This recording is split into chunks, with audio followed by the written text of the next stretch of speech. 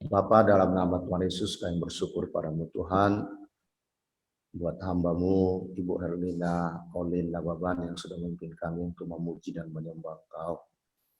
Tuhan, kami sangat menyadari Tuhan Engkau bertahta di atas segala pujian dan penyembahan kami.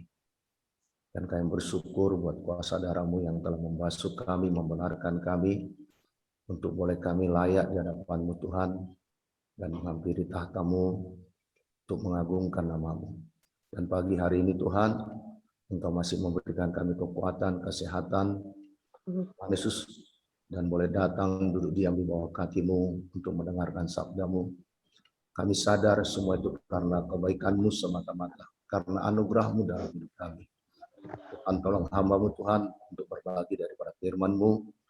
Biarlah firman-Mu hidup di hati kami, dan firman-Mu membaharui kami, mengubahkan kami, mengoreksi kami, sehingga kami berubah hari lepas hari menjadi seperti Yesus dalam kehidupan kami. Sehingga hidup kami meninggikan Tuhan, mengagungkan Tuhan, dan hidup kami menjadi terang, menjadi saksi, menjadi berkat bagi orang-orang yang ada di sekeliling kami Tuhan. Terima kasih Bapa, mohon pertolongan-Mu, urapan-Mu, pimpinan-Mu atas hamba-Mu Tuhan. Di dalam nama Yesus kami berdoa, dalam nama Tuhan Yesus kami bersyukur. Amin. Salam Bapak Ibu, saudara yang dikasihi oleh Tuhan Yesus. Shalom. Ya, saya minta maaf tidak aktif 2 minggu ini karena ada pelayanan ya keluar kota, dan tidak bersyukur kita bisa bertemu lagi di pagi hari ini. Sungguh luar biasa, Tuhan menolong, Tuhan melindungi, Tuhan menjaga kita semuanya. Dan kita percaya dalam kesempatan-kesempatan ini kita terus bertumbuh di dalam Tuhan. Nah Bapak Ibu, kita masih belajar dari kitab Filipi, kitab yang ditulis oleh Rasul Paulus pada sidang jemaat di Filipi, dan topik yang tema yang saya sampaikan pada hari ini yaitu jangan menyerah. Ya, dalam keadaan apapun dalam hidup kita ini jangan kita menyerah. Ya, ini dari Filipi pasal yang pertama ayat yang ke-27 sampai yang ke-30. Ya, saya sangat diberkati oleh penyampaian kitab Filipi ini oleh Bapak-bapak dan Ibu juga Bu Ellen ya. Saya mengikutinya lewat YouTube yang dibagikan oleh ya Bapak Surbati. Nah, Bapak Ibu, kita baca ya ada 4 ayat ini. Yang berikutnya nasihat supaya tetap berjuang. Mari kita baca bersama-sama. Hanya hendaklah hidupmu berpadanan dengan Injil Kristus, supaya apabila aku datang, aku melihat, dan apabila aku tidak datang, aku mendengar, bahwa kamu teguh berdiri dalam satu roh, dan sehati sejiwa berjuang untuk iman yang timbul dari berita Injil, dengan tiada digentarkan sedikit pun oleh lawanmu. Bagi mereka semuanya itu adalah tanda kebinasaan, tetapi bagi kamu tanda keselamatan, dan itu datangnya dari Allah. Sebab kepada kamu dikaruniakan bukan saja untuk percaya kepada Kristus, melainkan juga untuk menderita untuk Dia, dalam pergumulan yang sama, seperti yang dahulu kamu lihat padaku, dan yang sekarang kamu dengar tentang aku. Bapak, Ibu, Saudara yang dikasihi oleh Tuhan Yesus, dalam menjalani hidup bersama dengan Kristus, akan ada aniaya, akan ada penolakan dari mereka-mereka yang tidak menerima Injil sebagai kebenaran dan tidak menerima Yesus menjadi Tuhan dan Juru Selamat mereka. Akan ada oposisi, akan ada hambatan, akan ada jerat-jerat rohani yang melumpuhkan, yang mencoba ya melumpuhkan iman kita, iman percaya kita kepada Kristus. Dan hal ini bukan hanya kita alami pada zaman ini. Ini dialami oleh orang-orang percaya sepanjang zaman. Dan bahkan pada zaman Tuhan Yesus ada di bumi ini pun, ya halangan itu, hambatan itu, aniaya itu dihadapi Tuhan Yesus Bahkan dalam Markus pasal yang ke-6, bagaimana Yesus itu direndahkan dikala dia kembali ke kampungnya ke Nazaret.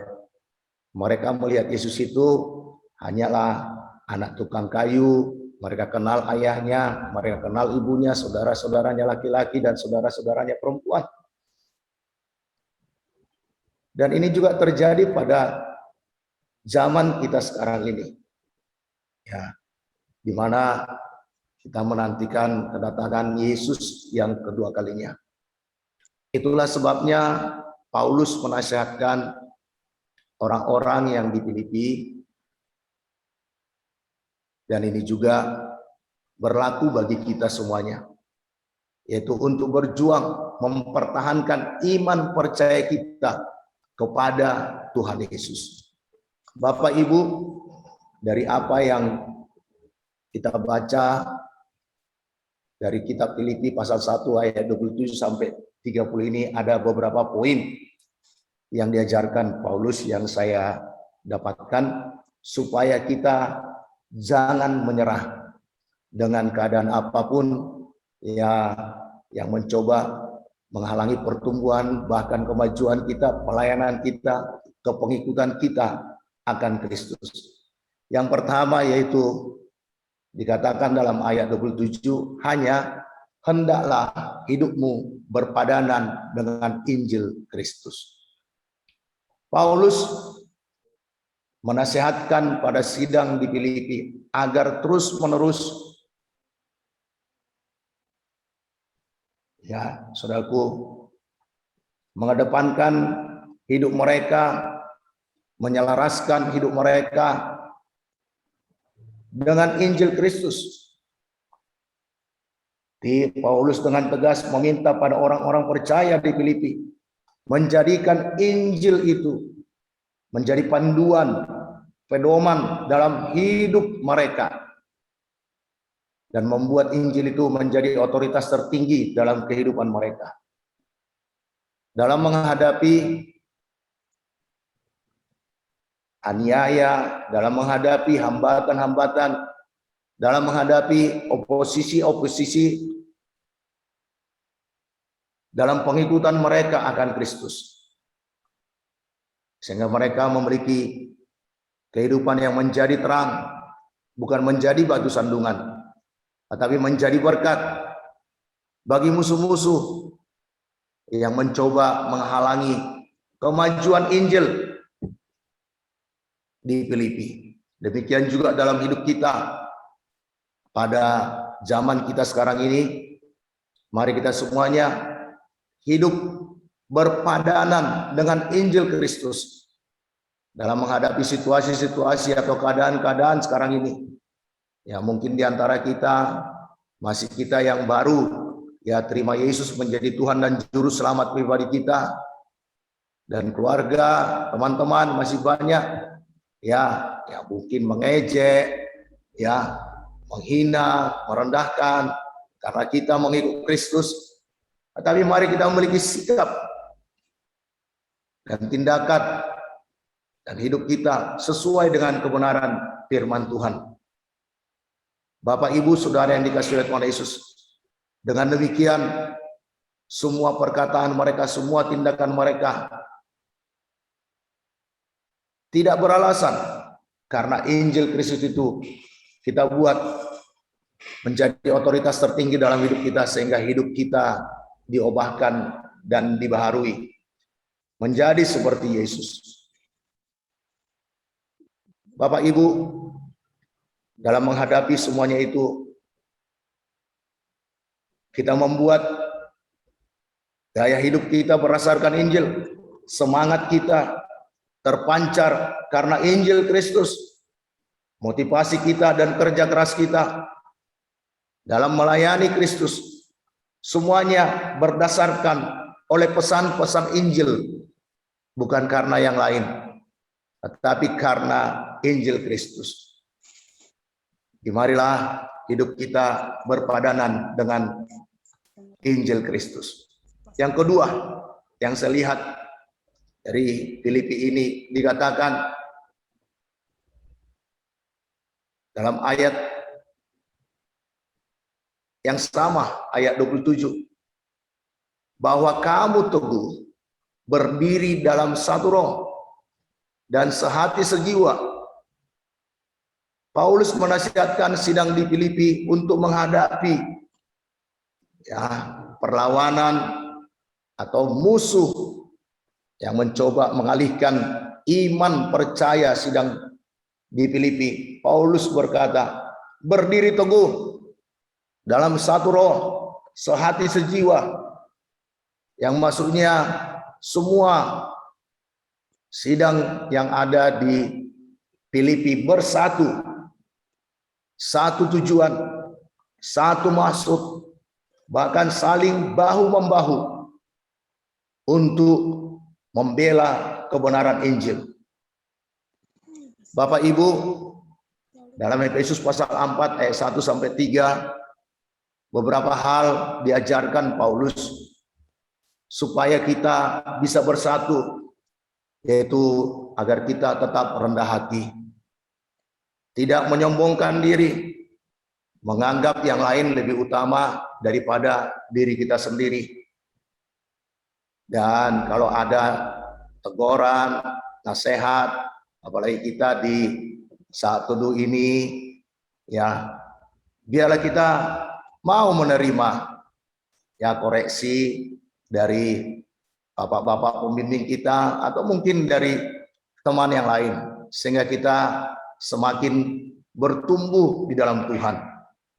Dan juga kita lemah lembut. Saya ini kan orang Batak biasa teriak-teriak tapi marilah kita menjaga agar kita memiliki roh yang lemah lembut, yang mau diajari. Saya sangat bersyukur ada di Zoom saat teduh ini. Saya sangat diberkati, walaupun masih banyak bolong-bolongnya, tapi beberapa kali saya ikut, saya sangat dikuatkan, diberkati oleh kesaksian, oleh sharing firman Tuhan, dan itu sangat membuat saya semakin mencintai Yesus.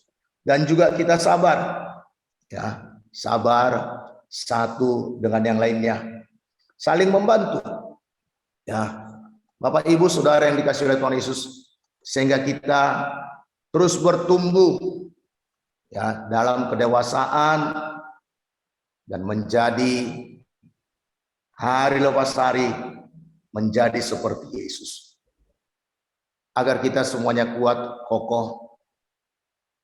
Dan fenomena yang saya lihat akhir-akhir ini, banyak hamba Tuhan saling sedikit berbeda dengan dia, dikatakan sesat, dan ini suatu perhatian bagi saya, supaya kita juga berjaga-jaga awas dalam hal ini. Karena suatu hari nanti kita akan mempertanggungjawabkan setiap perkataan yang kita ucapkan. Biarlah kita di Zoom Room ini, saat teduh ini, kalaupun ada kekurangan di sana sini, mari kita saling menguatkan, saling meneguhkan, dikatakan saling bahu-membahu, supaya kita menjadi terang, menjadi kesaksian, dan kita semuanya bisa membela kebenaran Injil terhadap orang-orang yang menjadi seteru daripada Injil tersebut. Kita bisa menjadi pembela kebenaran, supaya nama Tuhan dimuliakan. Nah, Bapak Ibu, poin yang ketiga yang saya dapat dari firman Tuhan ini, yaitu berjuang, tidak mau menyerah, walau ada tantangan, walau ada aniaya, tapi berjuang untuk iman yang timbul dari berita Injil tersebut. Dalam Judas pasal 1 ayat 3 dikatakan, tetap berjuang untuk mempertahankan iman. Apapun rongrongan, apapun oposisi yang datang, apapun iming-iming untuk supaya kita meninggalkan iman percaya kita, tetapi kita tetap berjuang. Dan apapun pengajaran-pengajaran di luar sana, Bapak, Ibu, Saudara yang dikasih oleh Tuhan Yesus, kita tetap berjuang akan iman percaya kita kepada Kristus. Karena pada zaman sekarang ini banyak nabi-nabi palsu, banyak guru-guru palsu, banyak pengajar-pengajar yang sesat. Makanya Paulus sangat menasihatkan kepada sidang di Filipi ini agar mereka berjuang untuk iman yang timbul dari berita Injil. Apalagi dalam zaman teknologi yang begini canggih. Banyak YouTube, banyak ya video-video yang kadang pengajarannya menyimpang daripada kebenaran. Kita harus kaya akan firman Tuhan. Kita harus mendengar firman Tuhan yang benar dan belajar firman Tuhan agar iman kita terus bertumbuh. Seperti apa yang dituliskan oleh penulis buku Roma pasal 10 ayat 17, iman itu timbul dari pendengaran akan firman Kristus. Biarlah hari-hari kita isi dengan belajar daripada firman Tuhan, dan firman Tuhan itu menjadi renungan kita, perkataan kita, dan itu yang kita tindakkan. Nah, Bapak Ibu, poin yang keempat, jangan gentar walau ada lawan. Paulus menasihatkan orang-orang percaya di Filipi tetap berani dan teguh walau dalam penderitaan. Walau ada ancaman. Ya, apalagi dalam sekarang ini di negara kita ada varian yang baru, bukan membuat kita kendor untuk melayani Tuhan. Tetapi maju terus dalam melaksanakan amanat agung. Kita bersyukur lewat Zoom ini saya melihat semakin banyak orang yang ikut serta, dan biarlah juga dalam keseharian kita tidak takut memberitakan Yesus itu Tuhan, memberitakan Yesus itu juru selamat.